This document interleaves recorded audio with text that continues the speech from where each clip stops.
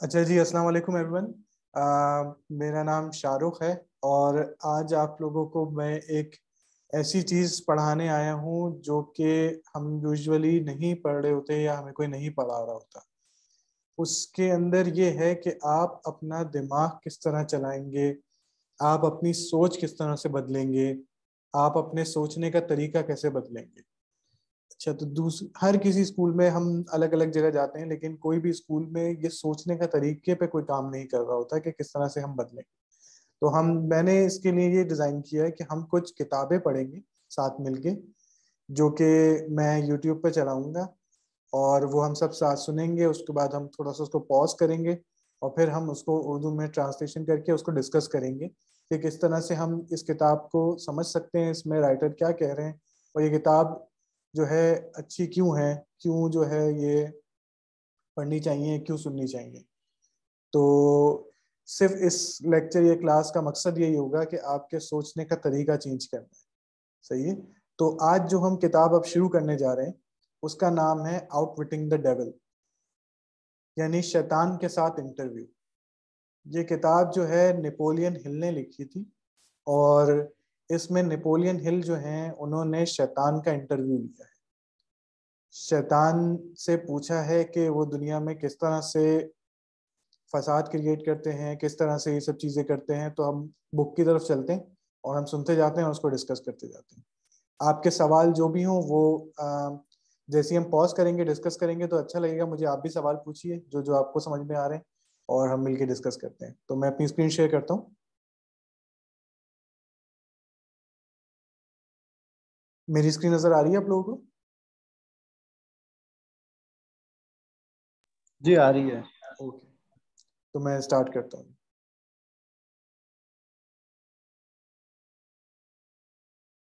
I consist of negative energy, and I live in the minds of people who...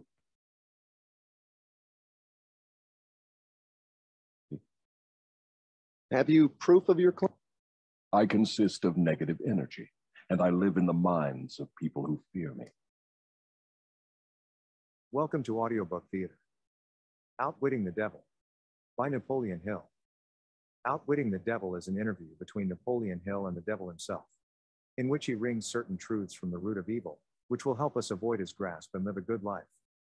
You will discover that the cause of success is not something separate and apart from the man, but that it is a force so intangible in nature that the majority of men never recognize it. A force which might be properly called the other self. Whether you take the devil as the literal figure, an invisible force, or merely the antics of our mind, let's learn how to outwit him, shall we? अच्छा, ये किताब तो start हो गई है।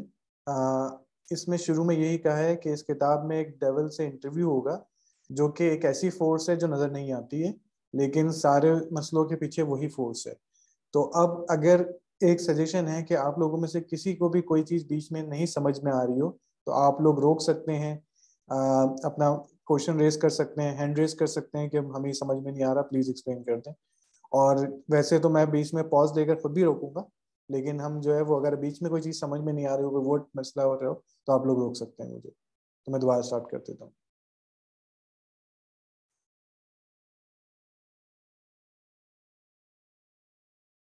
Here begins the interview with the devil. I have uncovered the secret code by which I can pick up your thoughts. I have come to ask you some very plain questions. I demand that you give me direct and truthful answers. Are you ready for the interview, Mr. Devil? इस पे सबसे पहले writer कह रहे हैं कि जी मैंने जो है आपको आज बिठा लिया है अपने पास और जो है आपसे मैं एक्सपेक्ट करता हूँ कि आप बिल्कुल सच्चे सच्चे आंसर देंगे मुझे जो भी आप करते हैं। तो हम इंटरव्यू शुरू कर सकते हैं? Yes, I am. But you must address me with more respect. During this interview, you will address me as Your Majesty. By what right do you demand such royal respect? You should know I control 98% of the people of your world. Do you not think that entitles me to rate as royalty? अच्छा, अब इसमें शैतान जो है वो कह रहे हैं कि मैं बिल्कुल जवाब दे देता हूँ, लेकिन आपको हर दफा मुझे योर मैजेस्टी कहना पड़ेगा, यानी मेरे आका। तो राइटर ने कहा कि क्यों, आपको ऐसा क्यों लगता है कि मैं आपको मेरे आका कहूँ, आप कैसा क्या काम किया? तो जवाब में शैतान कहते हैं कि मैं आपकी दुनिया के 98% लोगों को कंट्रोल करता हूँ। क्या ये काफी नहीं है मुझे मेरे आका कहने के लिए? Have you proof of your claim? Yes, plenty of it. Of what does your proof consist? Of many things.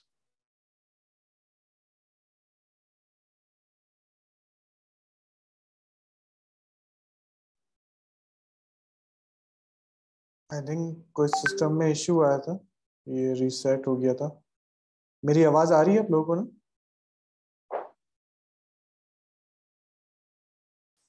मेरी आवाज आ रही है? जी आ रही।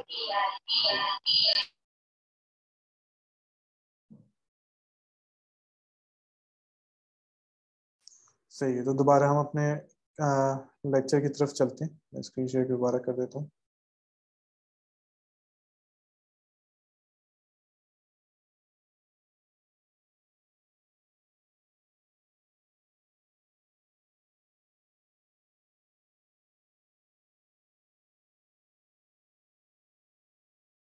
In order that you may get my viewpoint, I shall describe myself and correct the false notions people have of me and my... I consist of negative energy, and I live in the minds of people who fear me. I also occupy 1/2 of every atom of physical matter and every unit of mental and physical energy. Perhaps you will better understand my nature if I tell you I am the negative portion of the atom. Oh, I see what you are preparing to claim. You are laying the foundation to say that if it were not for you, there would be no world, no stars, no electrons, no atoms, no human beings, nothing. Is that correct? True, absolutely true. Well, if you only occupy 1/2 of energy and matter, who occupies the other half? The other half is occupied by my op. अच्छा, इसमें थोड़ा सा और explain कर देता हूँ। इसमें शैतान ये कह रहा है कि मैं 98% पॉपुलेशन को दुनिया की कंट्रोल करता हूँ। मैं एक नेगेटिव एनर्जी हूँ जो कि सब चीज़ें कंट्रोल कर रहा होता हूँ और हर चीज़ को नेगेटिव कर रहा होता हूँ। तो फिर राइटर ने ये पूछा कि फिर दूसरी साइड क्या है? तो अब दूसरी साइड शैतान बता रहा है कि वो पॉजिटिव है। वो Opposition. Opposition? What do you mean? The opposition is what you earthbound call God. So you have the universe divided up with God. Is that your claim? Not my claim, but the actual fact. Before अब ये कह रहा है कि दूसरी side जो है वो एनर्जी है पॉजिटिव जिसको आप खुदा कहते हो। तो उन राइटर्स ने अगला सवाल किया कि आप खुदा के साथ ये आधी चीजें बांटते हो? तो वो उस शैतान ने आगे से जवाब दिया कि ऐसा है नहीं, जबकि ये हकीकत है कि खुदा अच्छी चीजों के पास है और मैं जो हूँ बुरी चीजों नेगेटिव के पास हूँ। Before this interview is finished, you will understand why my claim is true. You will also understand why it has to be true, or there could be no world such as yours, no earthbound creatures such as you. I am no beast with a forked tongue and a spiked tail. But you do control the minds of 98 out of every 100 people. You said so yourself. Who causes all the misery in this 98% devil-controlled world if you do not? I have not said that I do not cause all the misery of the world. On the other hand, I boast of it. It is my business to represent the negative side of everything, including the thoughts of you earthbound people. How else could I control people? My opposition controls positive thought. I control negative thought. How do you gain control of the minds of people? Oh, that is easy. अच्छा, अब इसमें ये कह रहे हैं कि शैतान ये बता रहा है कि मैं जो हूँ इंसान के दिमाग को कंट्रोल करता हूँ, उसकी सोचों को कंट्रोल करता हूँ और उसमें नेगेटिव चीजें भर देता हूँ।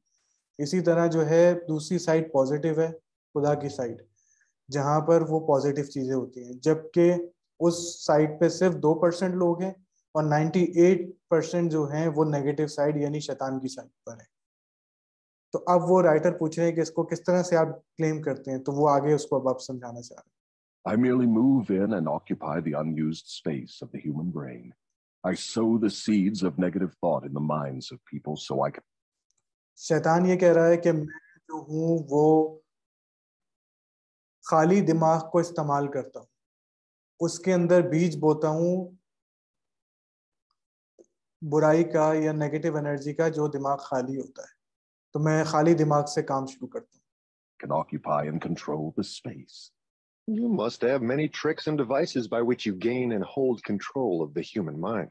To be sure, I employ tricks and devices to control human thought.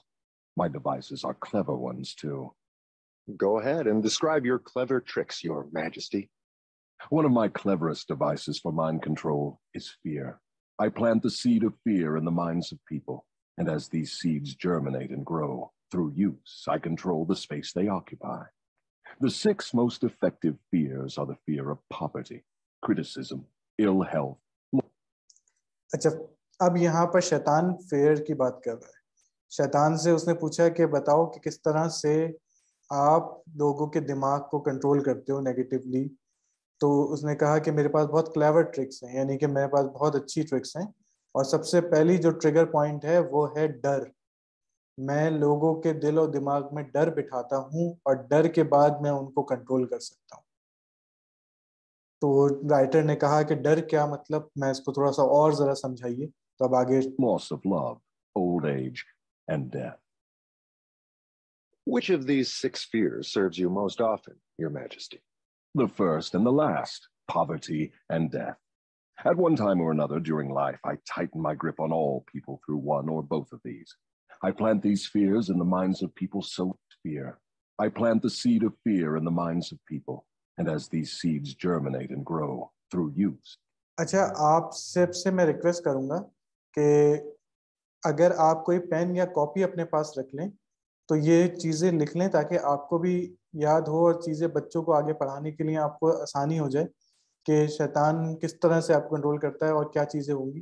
तो ये फेयर, जो 6 फेयर शैतान ने बताए, ये आपको पता होने चाहिए कि किस तरह से इंसान के दिमाग को वो कंट्रोल कर सकता है। पहला है फेयर। अब मैं दोबारा उसको रिपीट कर रहा हूँ कि वो क्या क्या कह रहा है, साथ साथ रिपीट भी करता जाता हूँ। तो आप लोग रेडी हैं लिखने के लिए? I control the space they occupy. The 6 most effective fears are the fear of poverty. गुर्बत का फेयर। पहला, आपको गुर्बत के अंदर वो लाके आपके अंदर नेगेटिव एनर्जी भरेगा। शैतान का सबसे बड़ा जो हथियार है वो आपको गुर्बत की तरफ ले जाके और गुर्बत का डर दिखाएगा। Criticism, ill. अगला डर है क्रिटिसिज्म, लोग क्या कहेंगे। ये शैतान आपको जब आप पे हमला करेगा जब आप ये सोचेंगे कि लोग क्या कहेंगे, मैं ये करूंगा तो लोग क्या कहेंगे। पहला है आपकी गुर्बत, दूसरा है आपके क्रिटिसिज्म के लोग क्या कहेंगे। Health, loss of. तीसरा है हेल्थ, बीमारी। जब बीमारी होगी तो जब शैतान हावी होगा।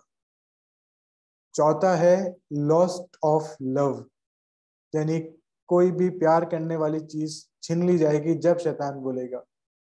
आपके दिमाग में वो चीज सीड इम्प्लांट करेगा कि देखो ये अल्लाह ने आपसे ये चीज ले ली है, तो अल्लाह तो बुरा हुआ।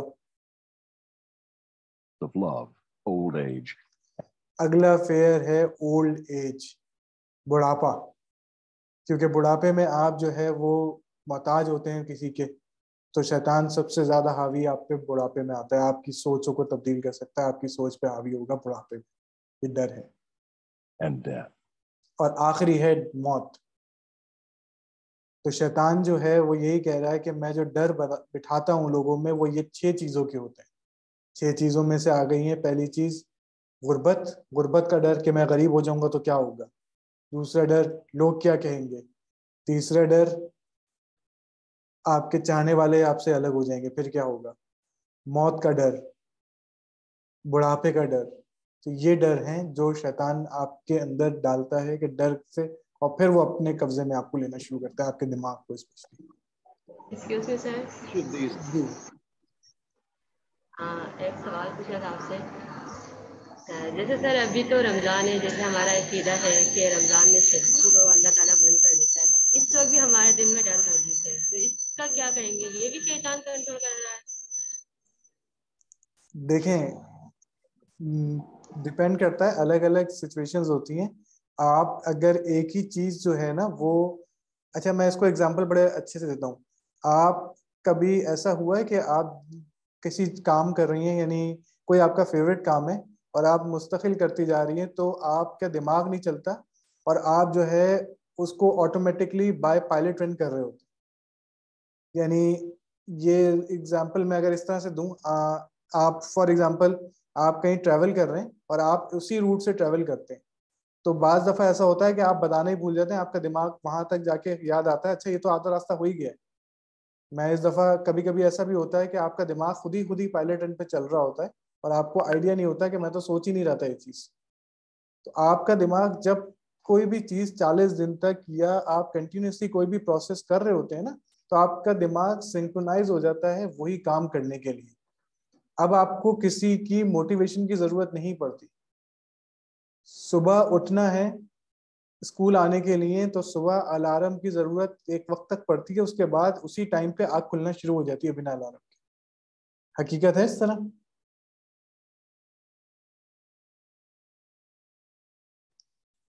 आपकी आवाज यस नहीं सर। है।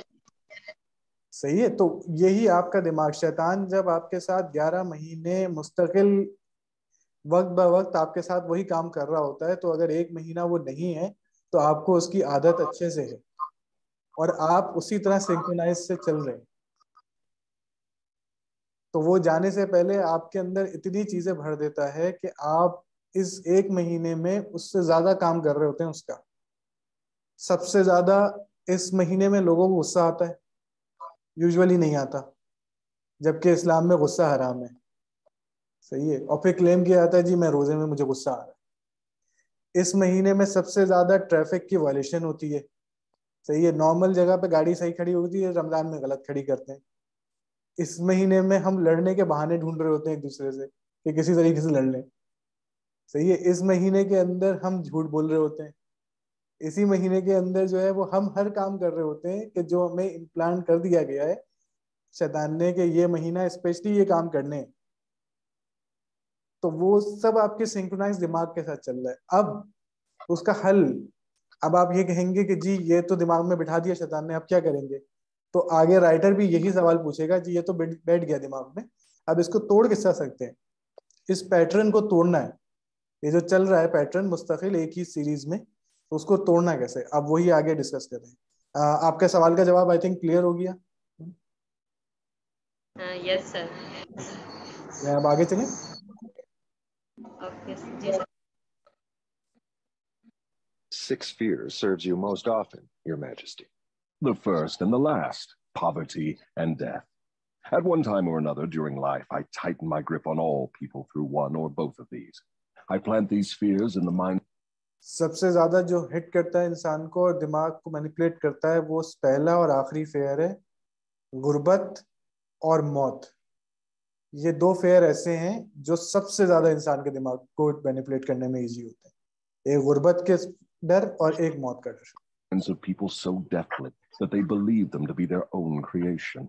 I accomplish this end by making people believe I am standing just beyond the entrance gate of the next life, waiting to claim them after death for eternal punishment. Of course, I cannot punish anyone, except in that person's own mind, through some form of fear. But fear of the thing which does not exist is just as useful to me as fear of that which does exist. All forms of fear extend the space I occupy in the human mind. Your Majesty, will you explain how you gained this control over human beings? The story is too long to be told in a few words. It began over 1,000,000 years ago when the first man began to think. Up to that time, I had control over all mankind, but enemies of mine discovered the power of positive thought, placed it in the minds of men, and then began a battle on my part to remain in control. So far, I have done quite well by myself, having lost only 2% of the people to the opposition. I take it from your answer that men who think are your enemies. Is that...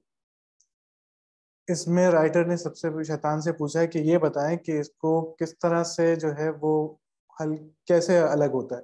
तो उसने कहा कि वो लोग मेरे दुश्मन हैं जो सोचते हैं, और सबसे पहला मेरा दुश्मन वो हुआ जिसने इंसान ने सोचना शुरू किया कि मैं कर क्या रहा हूँ और हो क्या रहा है। मैं तो ना किसी को पनिश करता हूँ ना मैं कुछ करता हूँ, मैं तो सिर्फ दिमाग में फसफसे डालता हूँ। ना मैं किसी को जो है वो मारता हूँ ना कुछ करता हूँ, मैं सिर्फ ये करता हूँ। लेकिन जिसने मुझे ये सोच लिया कि ये हो क्या रहा है वो मेरा दुश्मन हो जाता है, क्योंकि उसके पास मेरा वसवसा नहीं पहुंच पाता। तो फिर राइटर ने कहा कि क्या आप समझते हैं कि जो लोग सोचते हैं वो आपके दुश्मन हैं। तो आगे सुनिए। Is that right? It is not right, but it is correct. So ये tell me सही नहीं something है, more about the लेकिन ये world in हकीकत which है। you live. I live wherever I choose. Time and space do not exist for me. I am a force best described to you as energy. My favorite physical dwelling place, as I have told you, is in the minds of the earthbound. I control अगला सवाल, आप रहते कहाँ हैं? तो शैतान कहता है कि मेरे रहने की कोई जगह नहीं है, स्पेस या टाइम मेरे साथ बॉन्ड नहीं करता, लेकिन मेरे पास सबसे अच्छी जगह रहने के लिए वो है इंसानों के दिमाग, जिसमें मैं रहता हूँ। a part of the brain space of every human being. The amount of space I occupy in each individual's mind depends upon how little and what sort of thinking that person does. As I have told you, I cannot entirely control any person who thinks. You speak of your इंसान की सोच जितनी छोटी होती है, मैं उतना ही उसका दिमाग का हिस्सा कवर कर जाता हूँ। शैतान ये कहता है, जितनी सोच बड़ी होती जाती है और जितना वो सोचना शुरू कर देता है, उतना मैं उसके दिमाग से बाहर जाता रहता opposition. Just what do you mean by that? My opponent controls all the positive forces of the world, such as love, faith, hope, and optimism. My opponent also controls हूँ। मेरे जो दुश्मन हैं वो पॉजिटिव फोर्स जो है वो acquire करते हैं, यानी कि इंसान जो सोचते हैं वो पॉजिटिव चीजें लेते हैं, जिसके अंदर प्यार, मोहब्बत, हार्मनी, फेथ, पॉजिटिव थिंकिंग, ये चीजें करते हैं, वो मेरे दुश्मन शैतान की क्लेम करता है। the positive factors of all natural law throughout the universe, the forces which keep the earth and the planets and all the stars balanced in their courses. But these forces are meek in comparison with those which operate in the human mind under my control. You see, I do not seek to control stars and planets. I prefer the control of human minds. Where did you acquire your power? And by what means do you add to it? I add to my power by appropriating the mind power of the earthbound as they come through the gate at the time of death. 98 out of every 100 who come back to my plane from the earth plane are taken over by me, and their mind power is added to my being. I get all who come over with any form of fear. You see, I am constantly at work, preparing the minds of people before death, so I can appropriate them when they come back to my plane. Will you tell me how you go about your job of preparing human minds so you can control them? I have countless ways of gaining control of human minds while they are still on the earth plane. My greatest weapon is poverty. I deliberately discourage people from accumulating material wealth because poverty discourages men from thinking and makes them easy prey for me. My next best friend is ill health. An unhealthy body discourages thinking. अच्छा, अब ये शैतान इसमें ये कह रहे हैं कि जी हम जो है वो दिमाग को वो मैं इतना बुराई में डाल देता हूँ, उसमें गुर्बत डालता हूँ, उसमें चीजें इतनी थॉट्स डालता हूँ कि वो जो है वो लोग उठ के मेरे प्लेन में आ जाते हैं, यानी मेरे ग्रुप में आ जाते हैं ऑटोमेटिकली। तो वो उनको मौत का डर तक आखिरी तक मैं इस तरह उलझा के रखता हूँ कि वो मौत के डर भी मेरे साथ ही होते हैं, मेरे प्लेन में ही होते हैं, मुझसे ही ग्रुप में ही बात कर रहे होते हैं, वो पॉजिटिव सोच ही नहीं रहे होते। मौत एक हकीकत है, जितनी जल्दी हम इस चीज को एक्सेप्ट कर लेंगे ये तो आनी है, तो वो डर खत्म हो जाएगा। और अगर हम उसी हकीकत को ये सोचते रहेंगे मौत आएगी, हम मर जाएंगे, फिर क्या होगा, फिर क्या होगा, तो शैतान का एक्टिव होना शुरू हो जाएगा। दोनों बिल्कुल अलग अलग थॉट्स हैं। एक चीज बहुत रिलैक्सेशन एक्सक्यूज मी सर। जी जी सर, जैसे मौत का डर तो जब हमारे अंदर आता हम पॉजिटिव सोचने लगते हैं, जैसे कि हम लोग कहते हैं कि यार नमाज पढ़ लो, झूठ छोड़ दो, ये काम छोड़ दो। और अक्सर कहा जाता है कि भाई इंसान ना, हदीस ये है कि रसूल कि अपनी कब्र को याद करो। तो ये मौत का डर, यहाँ क्या मतलब है इसका?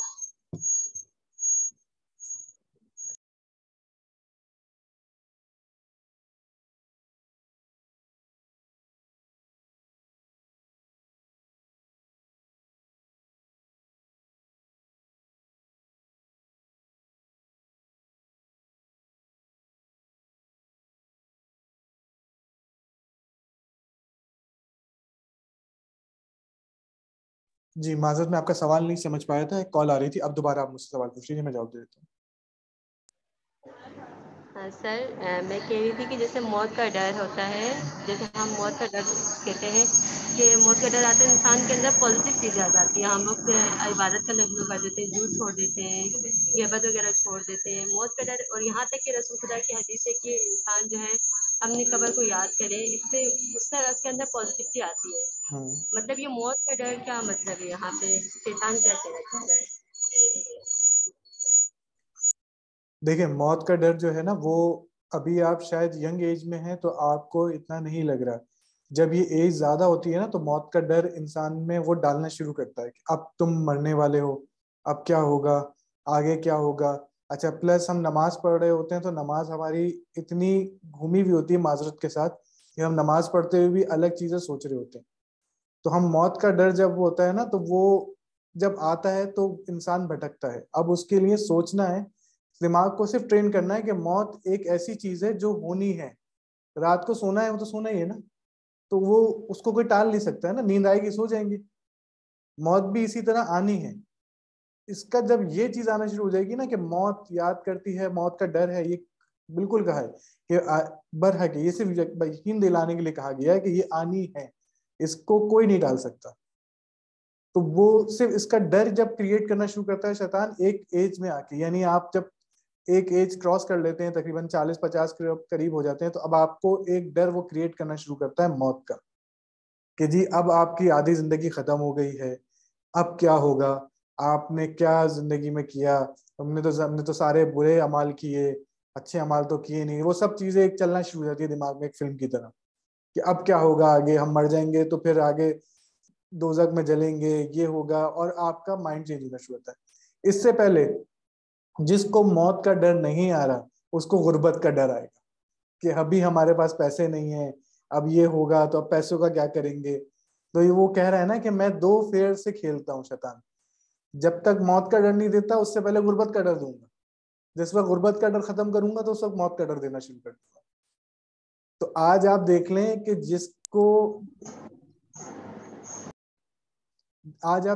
जिसको पास जो है वो मौत का डर नहीं है तो वो गुर्बत में मुब्तला है, और जिसके पास गुर्बत का डर नहीं है, जिसके पास पैसे हैं, तो उसको मरने का डर है कि मेरे पास इतना पैसा, मैं मर जाऊंगा तो क्या होगा। जी अनम, अब आप। सर मैं कहना ये चाह रही थी कि जैसे कि एक एज के बाद मौत का डर हो जाए, इंसान के अंदर पैदा हो जाए, तो वो तौबा कर लेता है अपने पिछले अमाल से, गुनाहों से तौबा कर लेता है। ऑफ कोर्स मौत का डर इंसान को तौबा करने पे मजबूर करता है और नेक अमाल करने पे मजबूर करता है। तो इस तरह शैतान कैसे खेल सकता है मौत के डर से हमारे साथ? देखें, तौबा करके भी जो है ना, अगर इतना इजी एक्सेस हो रहा होता इंसान के पास, तो शैतान इसमें मैनिपुलेट नहीं कर रहा होता। मौत का डर तो आना ही नहीं चाहिए ना। तौबा तो आपको वैसे ही करनी है, मौत के डर से क्यों तौबा करें, या वैसे क्यों उस तरह करें। आप तो बीइंग अ मुस्लिम जो है, आपको डर मौत का होना ही चाहिए। मौत तो बर है कि हर रूह को मौत का जायका चखना है, तो उसके लिए तो कोई डाउट ही नहीं है ना उसके लिए कि तौबा वो डराता है आपको। दिमाग में एक थॉट आएगी कि जी आपने गुनाह के काम किए हैं, अब आप मर जाएंगे तो अब क्या होगा। तो गुनाह के काम क्यों किए, तो वो अब हो गए, अब उसकी तौबा करना एक डिफरेंट थिंग। लेकिन उसके मौत का डर जो है वो शैतान डालता है आपके अंदर। जबकि बीइंग एन इस्लामिक या कोई भी रिलीजन, आपको मौत तो एक बरहक चीज है जो आनी है, उसका डर नहीं होना चाहिए। मैं क्लियर कर पा रहा हूँ ना मैं आपको? सर अगर मौत का डर डाल दिया तो इससे हम नेगेटिविटी कैसे पैदा कर सकते हैं, नेगेटिव सोच कैसे आएगी? उसके लिए आगे हम किताब पढ़ेंगे तो उसमें राइटर ने आगे सवाल पूछे हुए हैं कि मौत के डर को किस तरह खत्म करेंगे, कैसे खत्म होंगे। तो वो आगे हम करेंगे तो उसको डिस्कस करते जाएंगे क्या करना है। Okay sir. और किसी का कोई सवाल? Then I have countless thousands of workers on Earth who aid me in gaining control of human minds. I have these agents placed in every calling. They represent every race and creed, every religion. Who are your greatest enemies on Earth, Your Majesty? All who inspire people to think and act on their own initiative are my enemies.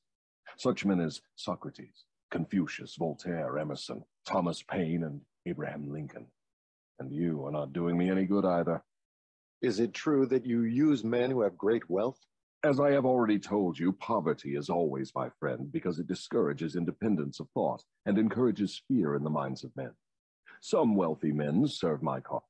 अच्छा, इसमें एक बताने वाली बात यह है कि जो गुर्बत है उसमें ये शैतान ये क्लेम कर रहा है कि मैं गुर्बत से, सोचने वाले जो हैं वो दुश्मन है उसके, जो सोचते हैं, और गुर्बत देकर वो गुर्बत की डर डाल के दिमाग के अंदर आपकी सोच बंद कर देता है। तो आपकी सोच जो है वो महदूद हो जाती है कि मुझे इस वक्त इतने पैसे चाहिए कि मैं अपना गुजर बसर कर सकूं।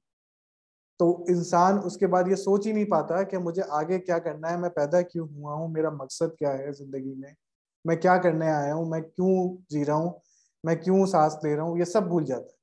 उसको सिर्फ इतनी टेंशन होती है कि मुझे इस वक्त 2 पैसे चाहिए, 2 वक्त का खाना चाहिए, मैं गुर्बत से बाहर आ जाऊँ। और शैतान ये क्लेम कर रहा है कि मैं ये गुर्बत डाल के सोच ही बंद करता हूँ इंसान की कि वो सोचेगा।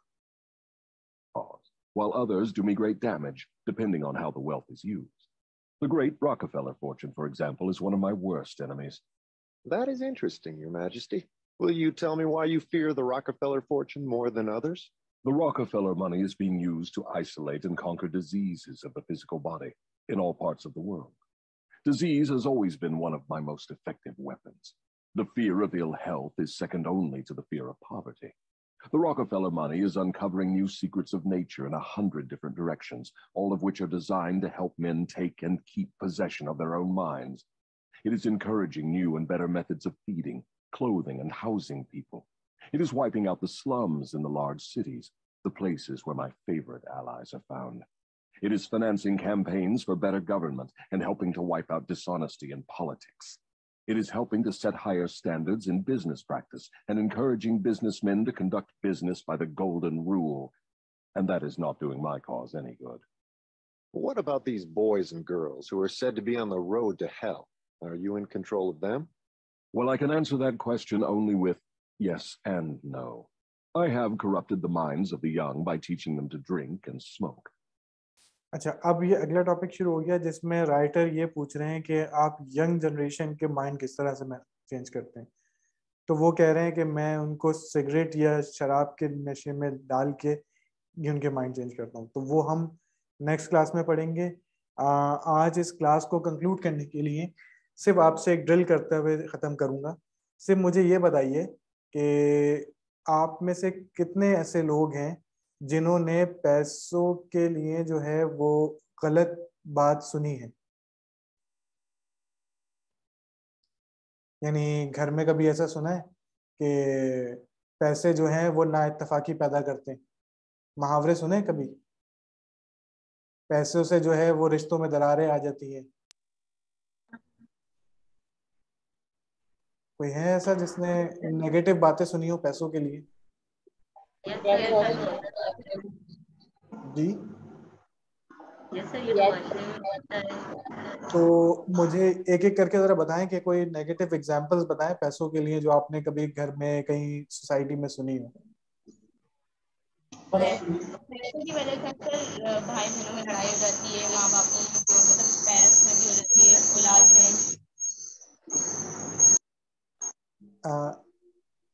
ये आप कह रही हैं समझा, पैसों की वजह से लड़ाई हो जाती है, ऐसे ही? ये मुझे समझ में नहीं आ रहा कि बहुत सारे माइक खुले हुए हैं, मैं नाम वो नहीं कर पा रहा हूँ। सही है, मैंने कहा था। सही है। अच्छा, माइक म्यूट कर दिया करें बोल के ताकि वो मुझे आवाज का इशू ना हो। सही है। अच्छा, और कोई? ये तो समरा ने कह दिया कि जी पैसों की वजह से घर में लड़ाई होती है, और किसी ने कोई एग्जांपल सुनी हो?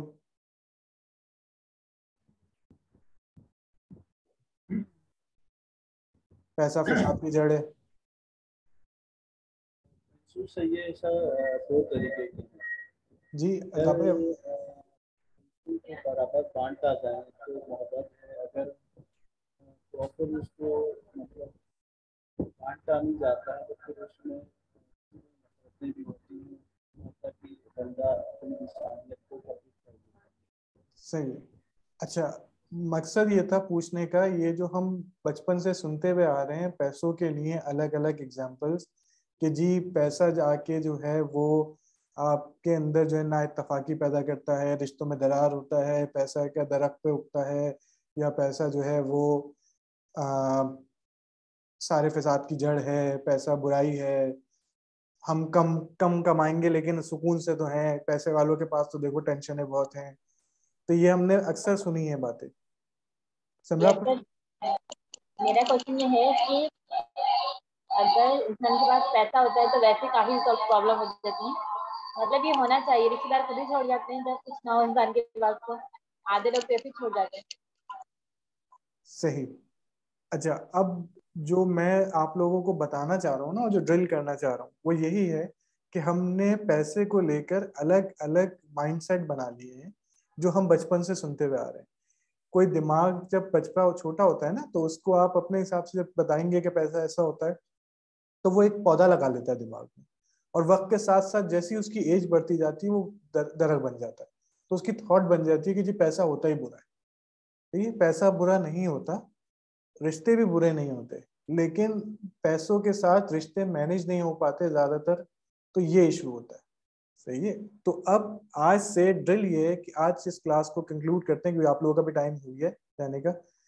पैसे की अफर्मेशन करनी है आप सबको। अगर पैसा चाहिए जिंदगी में तो पैसा के लिए शुक्र करें जितना भी। अब उसके लिए तरीका क्या होगा, नोटपैड आप सबके पास है, तो आज मैं आपको ये बताता हूँ कि आपको करना क्या है। आपके पास अपना एनालाइज करें कि आज आपके पास कितनी वेल्थ है। आप 1,000 रुपये कमाते हो, आप 2,000 रुपये कमाते हो, आप 5,000 रुपये कमाते हो, तो उसका शुक्र अदा करें कि आज मैं इस काबिल हूं कि मैं 5,000 रुपये कमा रहा हूँ या कमा रही हूँ। सही है। जो पैसे आपके पास आते हैं किसी भी जराए से, तो उसका शुक्रिया अदा करें कि जी ये पैसे मेरे पास आए हैं, किसी भी जराए से आए, लेकिन मेरे बहुत शुक्र है, पैसा बहुत अच्छी चीज है, मेरे पास आ गया और मुझे और अल्लाह दे दे। तो जब आप उस शुक्र करेंगे, मैं आपका जो माइंडसेट चेंज करने जा रहा हूँ इस किताबों को लेकर और सब चीजों करके, तो हम इसी तरह की बहुत सारी ड्रिल करेंगे हर क्लास के अंदर, जिसमें मैं आपको कुछ एफर्मेशन सिखाऊंगा कि किस तरह से आप वेल्थ को अट्रैक्ट करते हैं। तो आपको सबसे पहले आज जो है वो ग्रेटिट्यूड देना बता रहा हूँ, जो आप लिख भी लें अपने पास। लॉ ऑफ ग्रेटिट्यूड या लॉ ऑफ थैंकफुलनेस। आपको पैसे का शुक्रिया अदा करना है।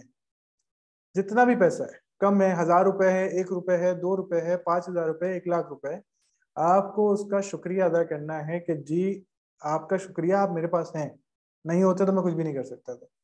और अल्लाह से दुआ मांगनी है साथ साथ कि अल्लाह ये है, इसकी जगह 100 गुना और दे दे, क्योंकि ऊपर अल्लाह के पास खजाने में तो कमी नहीं है ना। तो पहले शुक्रिया अदा करना है और फिर आगे मांगना है कि जी मुझे और दे दे। ये आपकी अब ड्रिल होनी चाहिए कि जितना भी पैसा आपके पास आता है, महीने पे आता है, हफ्ते पे आता है, कहीं से मिलता है, कोई अभी सबको ईद आ रही है तो ईद ही मिलेगी। सही है। तो उस पैसों का जितने भी पैसे आ रहे हैं आपके पास, उसका जब भी आपके पास आए, अकाउंट में आए, हाथ में आए, पर्स में आए, आपको शुक्रिया अदा करना है कि मेरे पास इतने पैसे आ गए, पैसा बहुत अच्छा है, पैसा बुरा नहीं है। अपने दिमाग को अब रिवायर करना है, पैटर्न तोड़ने हैं। पैसा बुरा नहीं है, पैसा बहुत अच्छा है, शुक्रिया पैसा मेरे पास आए हो, और अल्लाह मुझे इससे 100 गुना ज्यादा और दे दे। तो ये एक एक्सरसाइज है जो आपको अब डेली बुनियाद पे करनी है। पैसे को अच्छा बोलना है, पैसा बुरा नहीं है। तो जब आप ये करना शुरू कर देंगे तो इसके बाद आप महीने 2 महीने बाद इसके असरात आना शुरू हो जाएंगे। वो हम जब तक किताब भी कवर करेंगे और आपको मैं ड्रिल्स भी कराता रहूंगा कि आपको क्या क्या करना है। तो आज की क्लास के हवाले से किसी का कोई सवाल हो तो मुझसे पूछ सकता है, फिर हम इसको कंक्लूड करें, फिर कल इंशाल्लाह दोबारा क्लास करेंगे।